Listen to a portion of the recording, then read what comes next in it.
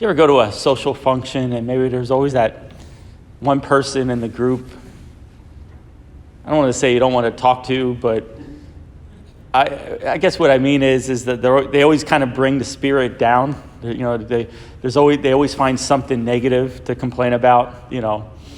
How was your day? Oh, it rained a little bit. So, that's what our author of the first reading, Koheleth is his name, of the book of Ecclesiastes. That's kind of his attitude towards light. Okay. Towards life, that is. It's one of the most maybe depressing books in the Bible, but I'll tell you why it's still in it. Okay, so let me just give you a mindset as to what this guy is all about here. First of all, the book of Proverbs, one of the oldest books in the Old Testament, one of the oldest books in our Bibles, which we had the last couple days. Proverbs has a very basic idea of life. If you do good, God's going to bless you. And if you do wrong, God's going to curse you. That type of mentality. Bad things are going to happen to you. But we know, and as Koheleth is starting to discover, that's not really, there's more to it. Life is a little bit more complicated than that. Because as we read Ecclesiastes and as you read Job next week, I won't be here, I'm going to be on retreat next week.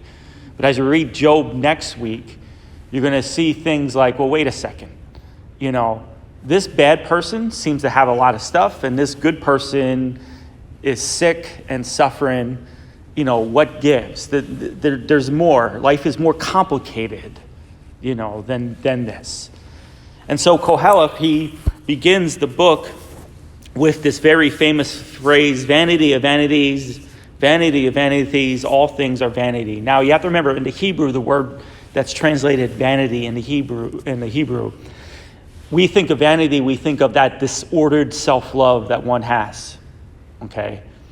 But in Hebrew, okay, the word actually means what? A fleeting, like a passing or a breath. So he's looking at life and he's seeing how things fade in life. And so he asks himself the question, what's the purpose? Like, for example, he worked hard, he accumulated a lot of things. You worked hard, you accumulated a lot of things in life. But then you die and someone else gets to have that stuff.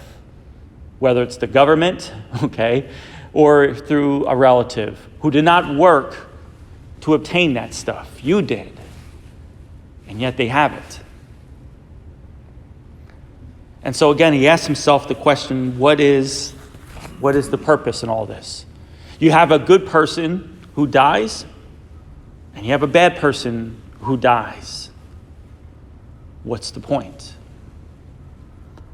And he kind of leaves it as an open-ended question. A question that, as we go through Scripture and we get into the Book of Wisdom, and we get into the New Testament, some of those questions are going to start to be answered. Not entirely. There's always still some mystery to life. But they start to be answered. But here's why the book's important. Okay, here's why the Hebrew people, the Jews, and then also us, we include this book in our canon. Because it gives us a proper perspective on the acquiring and obtaining of things. Everything that you have, every single thing, you one day will have to let it go. You have no choice. Either you lose it, while you're living, or you die and you leave it all behind. It puts life, in one respect, at least in terms of material things and prestige and honor, puts it in its proper place.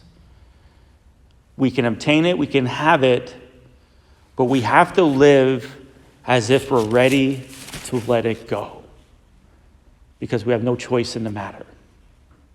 That's what we can take out of this, again, not so exciting book, but still a very important book that helps us put things and places in its proper order. May God bless you.